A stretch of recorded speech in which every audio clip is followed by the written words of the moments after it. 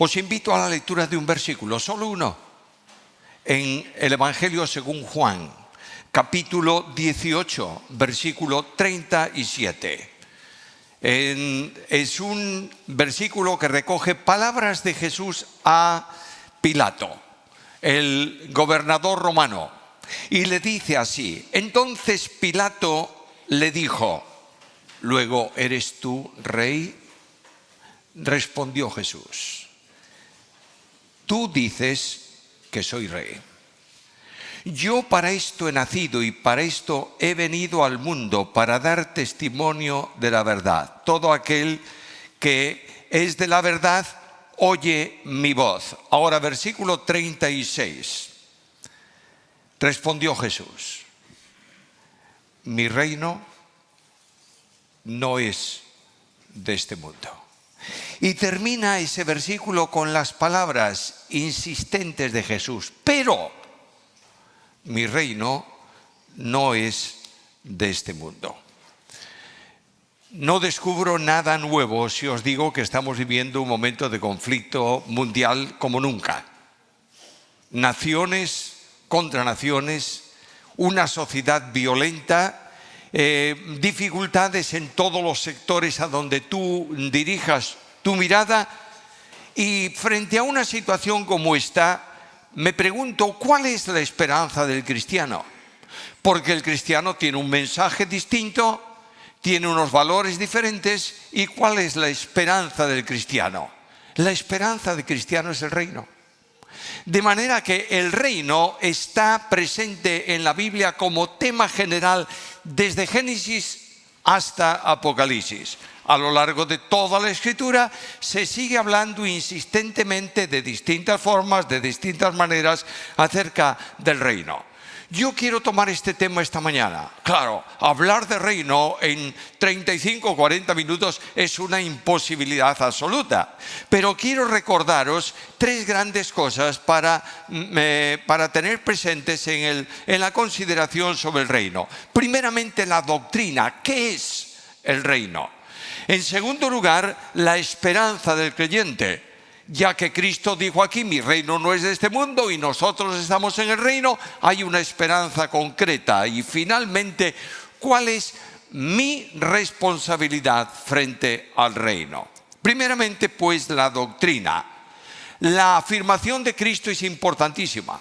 Notad que lo dice por dos veces y Juan lo recoge en ese mismo versículo. Mi reino no es de este mundo. Luego, si mi reino no es de este mundo y mi reino no es de aquí, el Señor está haciendo referencia a un reino que no procede de la tierra, sino que viene del cielo. Es el gran reino que Dios ha establecido en su propósito soberano y que ha comenzado a correr desde el principio de la historia de la humanidad. La Biblia habla mucho acerca del reino de Dios. Mateo utiliza otra frase para referirse a lo mismo, que es reino de los cielos. No discutas, no tengas dificultades, no trates de justificar que el reino de los cielos es una cosa y el reino de Dios es otra. Es el mismo tema en toda la Biblia.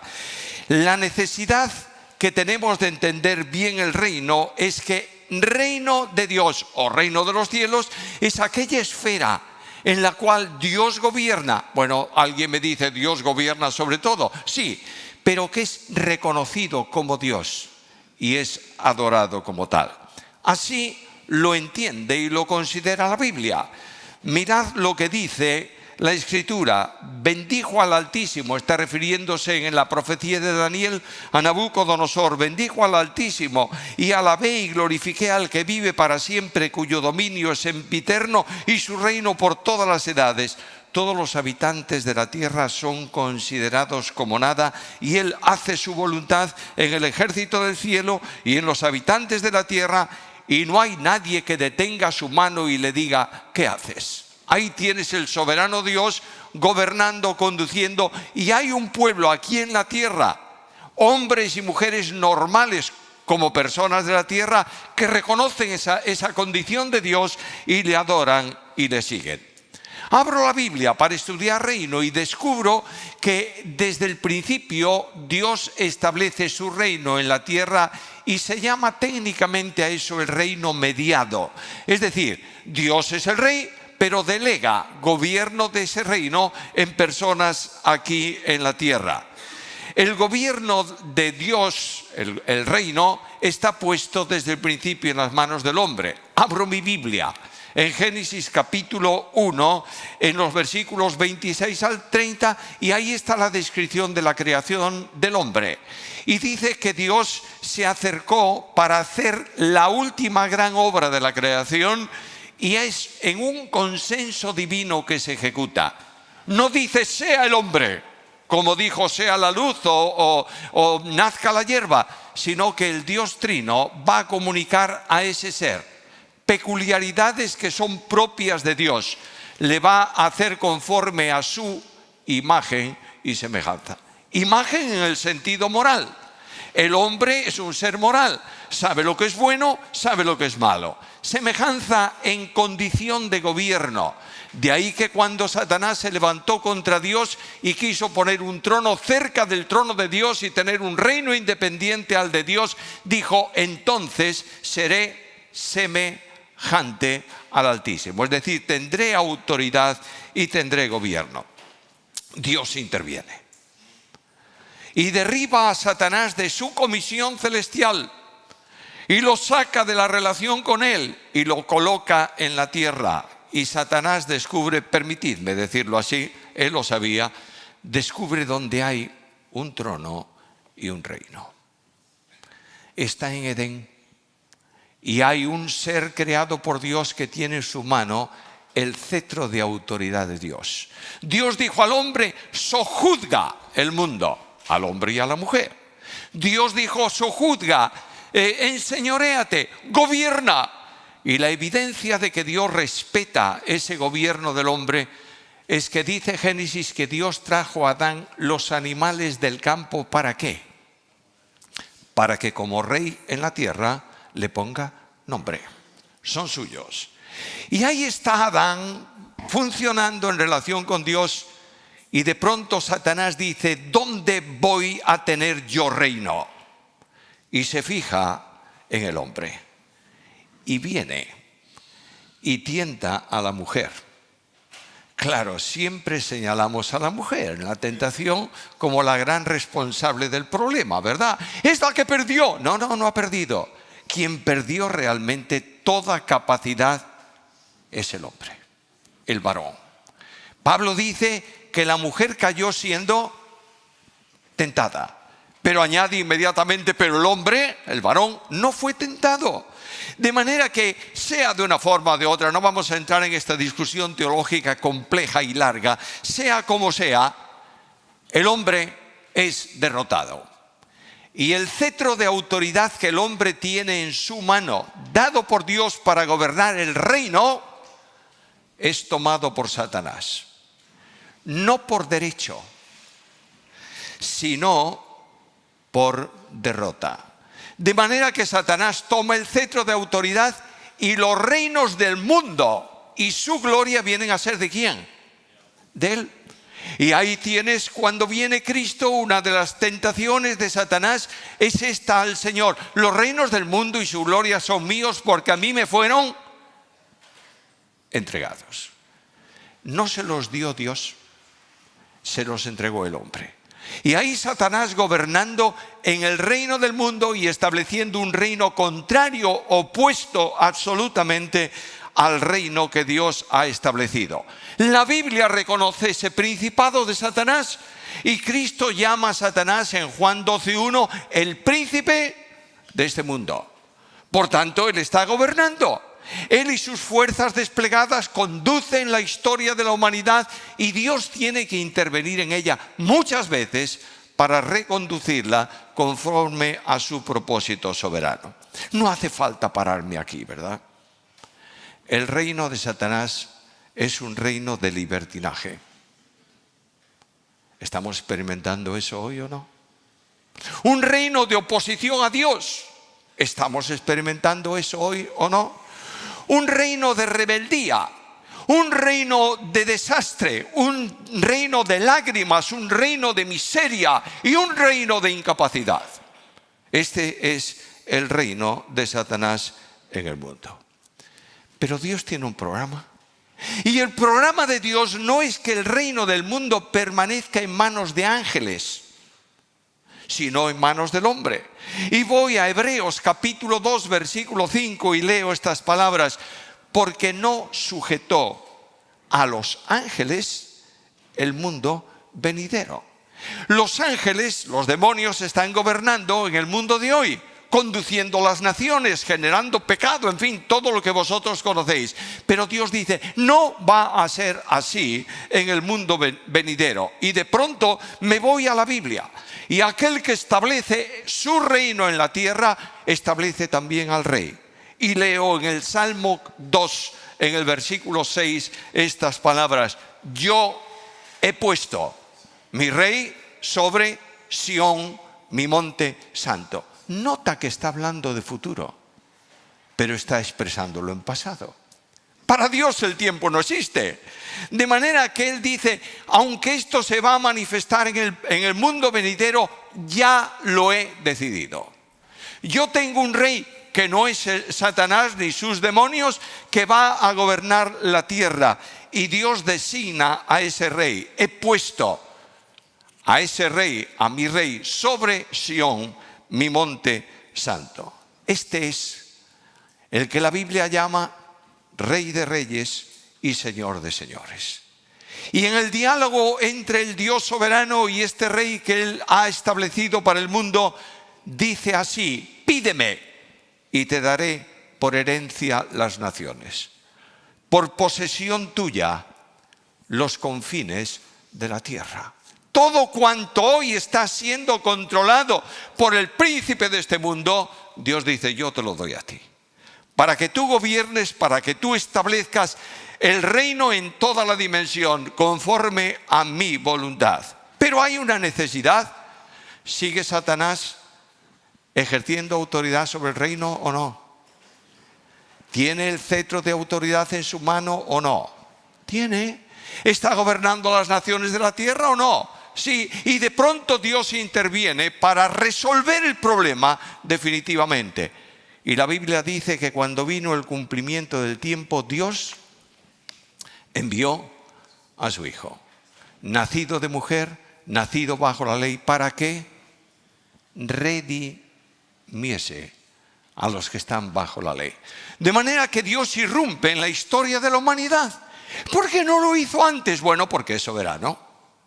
¿Por qué tardó tanto tiempo? Bueno, porque el propósito de Dios es el propósito de Dios. Y un día para Dios es como 1000 años y 1000 años es como un día. El soberano Dios que determina el reino suyo aquí en la tierra envía a su Hijo aquí al mundo. Y de pronto la única manera de recuperar el cetro de autoridad sobre los reinos del mundo es derrotando a Satanás. ¿Sabes dónde se produce? En la cruz. La cruz se levanta y dice el apóstol Pablo en Colosenses capítulo 2 versículo 15: y despojando a los principados, los demonios, y a las potestades, los demonios, los exhibió públicamente, triunfando sobre ellos en la cruz. En la cruz Dios quita del control de Satanás el acta de los decretos que nos era contraria, es decir, el cumplimiento imposible para el hombre de la ley, y lo clava sobre la cruz de Cristo con Cristo y exige de Cristo el pago de la deuda por nuestros pecados, y ya no tiene poder legal sobre nosotros. Triunfa sobre ellos en la cruz, pero algo más. Cristo en Juan capítulo 16 versículo 11 dijo que el príncipe de este mundo ya ha sido juzgado. Luego es un ser que ha sido juzgado, condenado y está esperando, permíteme que lo diga de una forma muy coloquial, en el corredor de la muerte está esperando la ejecución de su sentencia. Es verdad que tiene libertad hoy en día, que anda por el mundo, que funciona, que tienta, que produce las miserias que vemos, pero está juzgado y está condenado. Y de pronto el príncipe juzgado ya no tiene autoridad ni poder sobre nosotros. ¿Y viene Cristo al mundo? ¿Y qué es lo que predica Cristo?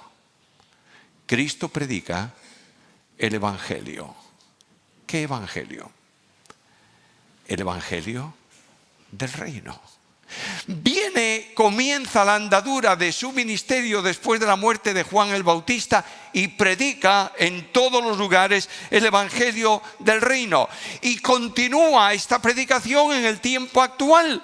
Y el apóstol Pablo nos dice que Dios, a los que creen en Cristo, los ha librado del poder de las tinieblas y los ha trasladado ¿a dónde? Al reino de su amado Hijo.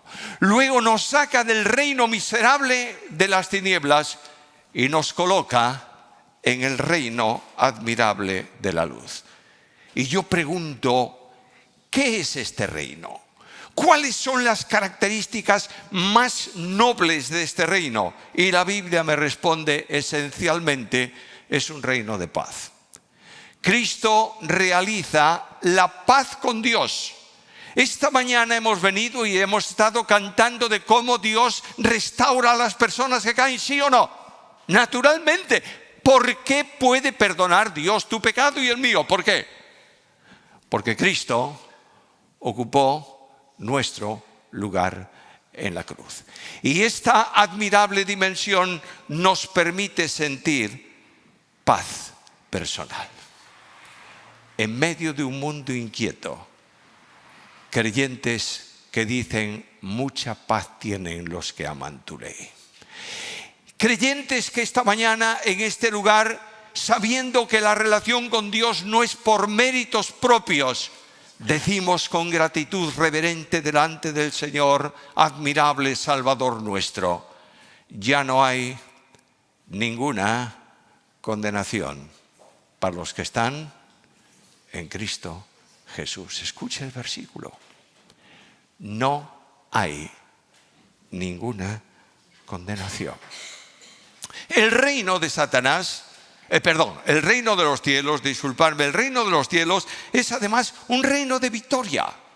Lo más sorprendente es que Cristo Jesús, el Espíritu Santo de Dios y el Padre que nos llama, nos saca de la esclavitud y de la miseria y nos coloca ¿en dónde? En la absoluta esfera de victoria que es Cristo mismo. El cristiano no está cerca de Cristo. El cristiano está en Cristo. Y la victoria de Cristo se comunica a cada uno de los creyentes. Por eso Pablo dice que somos más que vencedores por medio de aquel que nos amó. Satanás no puede resistir que se predique su derrota. Y genera un concepto religioso que se extiende abiertamente por el mundo adelante y que lamentablemente está entrando muchas veces en las iglesias evangélicas. El engañador engaña.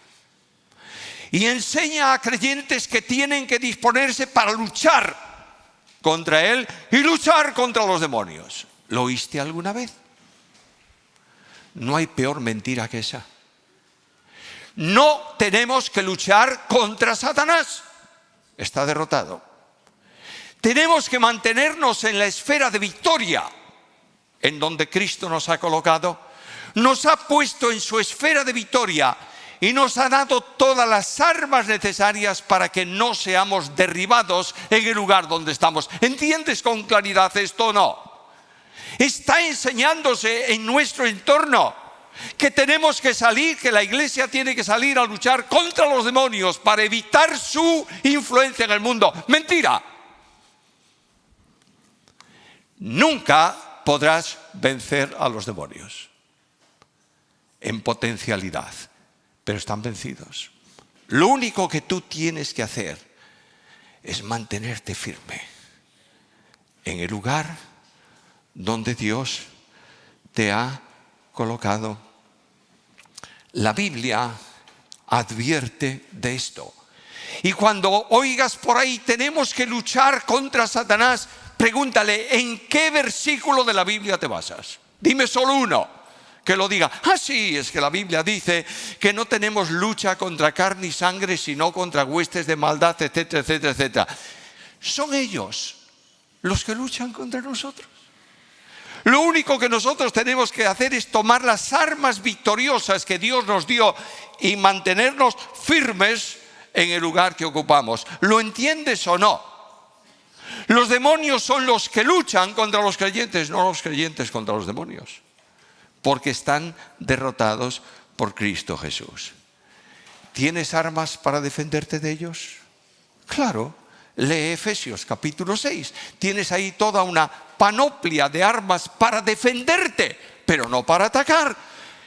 Aquel hombre, el reformador Martín Lutero, escribió un himno que está traducido a todos los idiomas del mundo. Se conoce, es muy conocido: Castillo fuerte es nuestro Dios. Lo hizo en un momento en donde él mismo decía: los demonios todos están atacándome permanentemente. Y una de sus estrofas dice: aun si están demonios mil prestos a devorarnos, no temeremos, porque Dios sabrá aún prosperarnos. Que muestre su vigor Satán y su furor, dañarnos no podrá, pues condenado es ya por la palabra santa. Hermano mío, mi querida hermana, no pierdas el tiempo tratando de desafiar al demonio. Está derrotado. Mantente en la posición poderosa del reino de Dios. Deja que otros enseñen lo que quieran, por donde quieran. Mantente firme en la libertad en donde Dios te ha hecho libre. Y este reino de Dios, y tengo que terminar este punto por lo menos, este reino de Dios es un reino de santidad. ¿Sabes por qué? Porque el Rey es santo. Y porque tú estás en Él.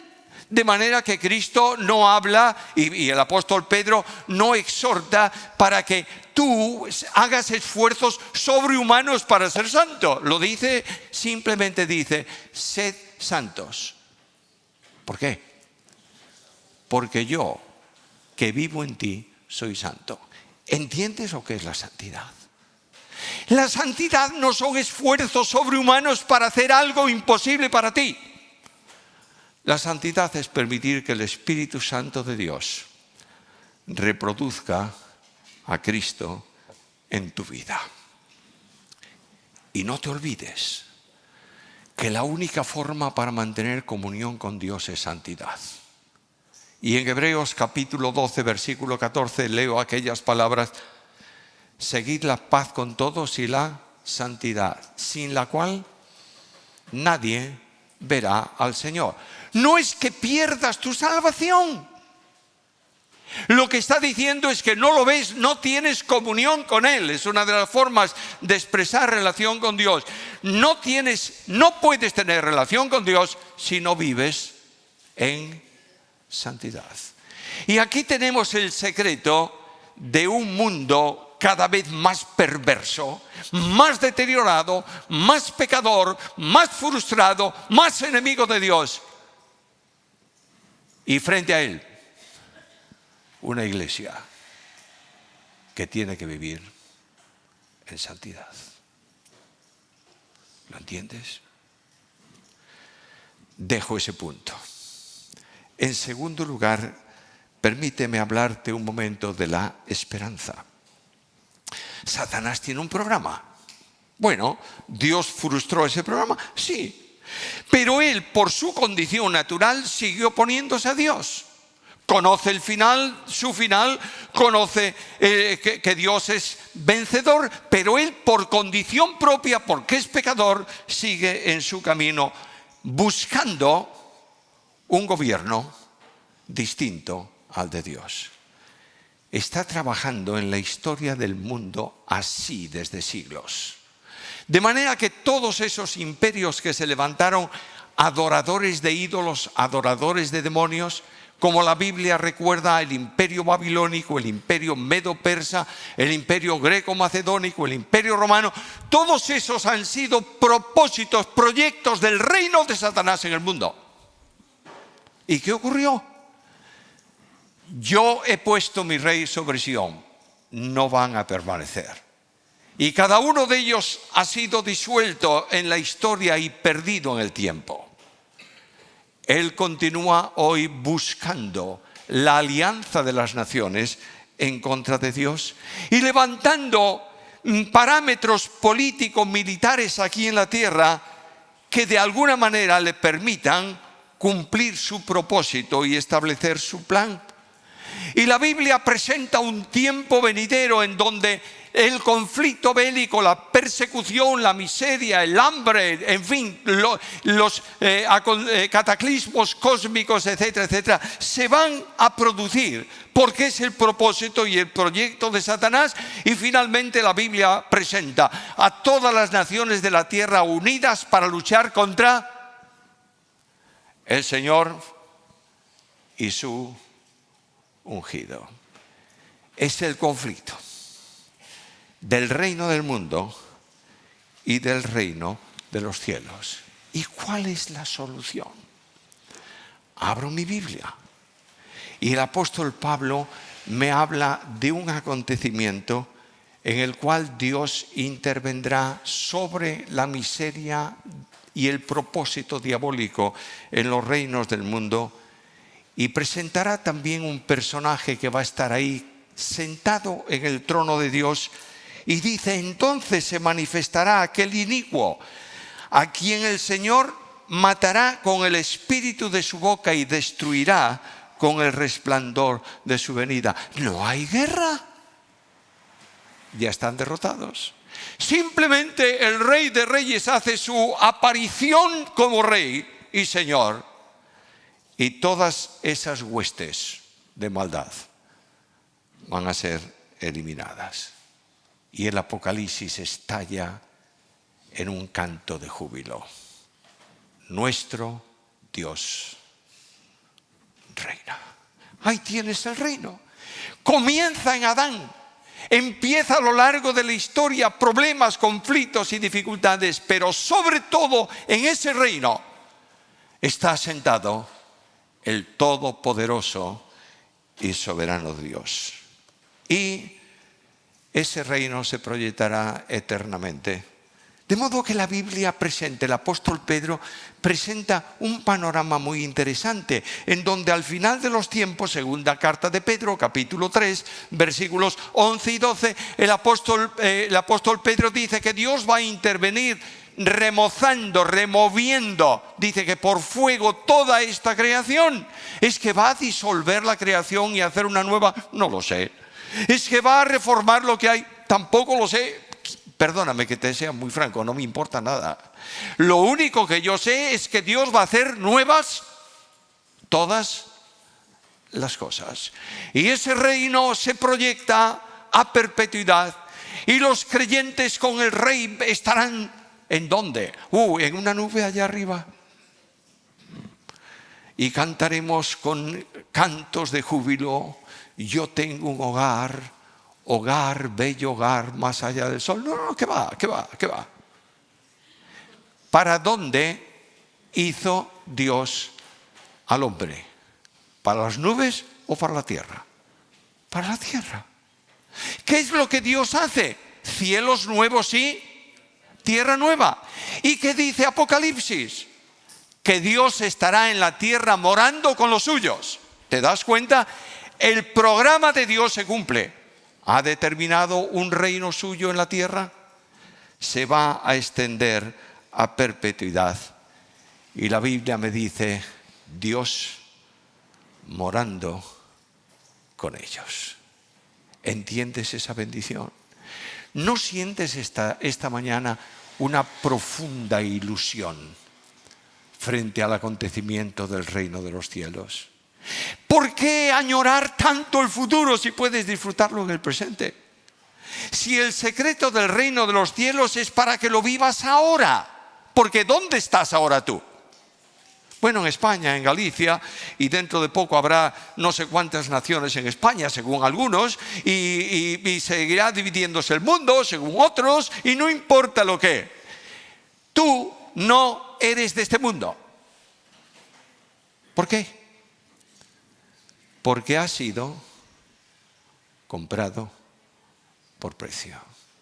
Y Dios te sacó del poder de este mundo y te ha trasladado ¿a dónde? Al reino de su amado Hijo. Y esto exige una responsabilidad, para mí el primero esta mañana. He corrido por encima del reino, ¿verdad? ¿Hemos estudiado? No, hemos pasado por encima del concepto reino nada más, y sería fantástico poder dedicarle tiempo a este asunto tan importante en la Biblia. Pero escucha lo que dice la Biblia. Por lo cual, oh amados, estando en espera de estas cosas, procurad con diligencia ser hallados por Él sin mancha e irreprensibles en paz. Nota 3 cosas que tienes que vivir si realmente estás en el reino y quieres disfrutar del reino. En primer lugar dice, sin mancha. ¿Sabe lo que es la mancha? Bueno, todos saben lo que es la mancha. Yo tengo una propensión a las manchas colosales. El otro día, no sé dónde fue, Susana me desmanchó. No sé si ese verbo existe. Me sacó unas cuantas insignias de general de grasa en un niqui. Y a la noche me dijo, tienes otra. Bueno, lo que está diciendo el texto bíblico es que no vas a ser santo, inmutable, que no pecas nunca. Lo que tienes es que confesar tu pecado para estar en relación con Dios sin mancha. Estamos viviendo en un pueblo llamado evangélico con enormes pecados sin confesar en el interior de las personas. Donde se pasan por alto cosas porque el tiempo ha cambiado. Y eso que era pecado antes ya no lo es hoy. Escúchame, el pecado es pecado siempre. Y el pecado más chiquito a tu forma de ver costó la sangre de Cristo. Por eso tenemos que esperarlo sin mancha. Y si tienes algún pecado hoy que tú conoces, que no has llevado sobre tus rodillas al Señor y le has dicho, perdóname Señor, hazlo ya. Esperándolo sin mancha e irreprensibles. Esto todavía es más difícil. ¿Quién no merece ninguna reprensión? Yo tengo necesidad de ser reprendido cada media hora. Pero lo que quiero deciros es que no haya nada que tú guardes en tu vida, en el transcurso de tu vida, en las acciones de tu vida, que sea señalable por aquellos que te conozcan y sobre todo por el mundo. Dios busca hoy gente comprometida con la santidad y gente comprometida con la paz. Cuánta inquietud, cuántos problemas, cuántas peleas, cuántas disensiones. Dios dice, el reino es paz, santidad, justicia. Y también el apóstol Juan dice así. Primera carta, capítulo 3, versículos 2 y 3. Amados, ahora somos hijos de Dios y aún no se ha manifestado lo que hemos de ser. ¡Qué fantástico! Si ya sentimos bendiciones, ¿qué será? Dice, no se ha manifestado, pero sabemos que cuando Él, Cristo el Señor, se manifieste, seremos semejantes a Él, porque le veremos como Él es. Es decir, cuando veamos a Cristo en el encuentro con Él bien sea después de nuestra vida física, bien sea con el traslado de la iglesia, no importa con qué. Cuando le veamos, nos asombraremos de la obra que el Espíritu Santo ha hecho en nuestra vida, haciéndonos semejantes a Jesús. Le veremos como Él es y diremos, somos parecidos, somos iguales en la dimensión en que un ser puede ser igual al Dios creador. Y dice, todo aquel que tiene esta esperanza en Él se purifica, así como Él es puro. Permíteme recordarte esto. La vida de santidad, mientras baja alabanza para terminar, la vida de santidad no es una opción. Es la única forma de vida cristiana. Y la comunión con Dios solo es posible en la esfera de la santidad, porque el que dice que permanece en Él, ¿qué? Debe andar como Él anduvo.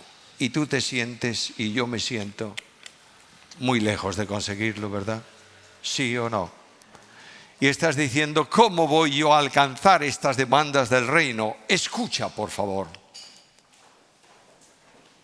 Andad en el Espíritu y no satisfaréis las obras de la carne. Solo en el Espíritu Santo de Dios puede ser vencedor en Cristo. No sé si hay alguno entre nosotros hoy que se pregunta, ¿cómo puedo entrar al reino? Y la respuesta es de Jesús, que le dice a Nicodemo, si no naces de nuevo, no puedes ver el reino. Y nacer de nuevo es algo tan simple y sencillo como decirle a Cristo en un acto de fe, Señor Jesús, te reconozco como mi Salvador, perdóname y sálvame, y entras en el reino. Y los que están en el reino, disfrutemos de la bendición poderosa de Dios en una vida de santidad. Hace tiempo pude ver un espectáculo muy interesante. Un gran tráiler, camión de estos, trajo algo a una pista de hierba, lo pusieron en el suelo y cuando yo vi aquello, había gente viéndolo también, es un globo aerostático. Estaba puesto planito en el suelo, se veía la forma, es un globo, pero estaba en el suelo. Y de pronto pusieron los anclajes de la barquilla y tal, y vino alguien que manejaba aquella barquilla, aquel globo, y encendió los quemadores de gas y empezó a meter calor. Y él se iba hacia adelante el globo, hacia atrás, tal. El globo empezó a levantarse un poco del suelo y él decía permanentemente, ¡más calor! Yo decía, ¡más calor! Inyectaron aire caliente y aquel globo se levantó. Las cuerdas de anclaje crujían con la tracción del globo. Y de pronto el hombre entró en la barquilla, con él otras 2 personas, y dijo, suelten. Y aquel enorme globo aerostático se levantó del suelo y empezó a ascender hasta que una corriente de aire lo empujó y se perdió detrás de los montes. Este es el secreto de la vida cristiana. Más fuego. ¿De quién?